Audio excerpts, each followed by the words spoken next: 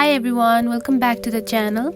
In today's video, I'm going to show you how to send a zip file on WhatsApp using your iPhone. It is a very easy process, so let's get started.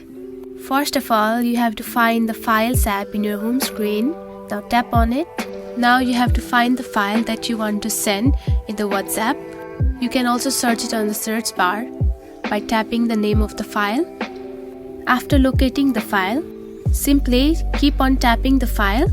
Now here you can see there is the share option. Now click on it.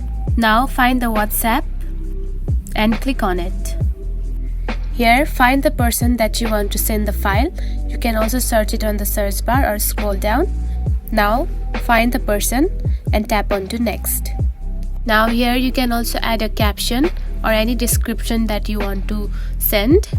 After that, simply click on to send. Now the zip file is sending. It will take few seconds. Now the zip file has been sent to the person. Now simply go and check on your WhatsApp. Now go to the WhatsApp. Here you can see the zip file has been sent successfully. And that's how easy it is to send a zip file on WhatsApp from your iPhone.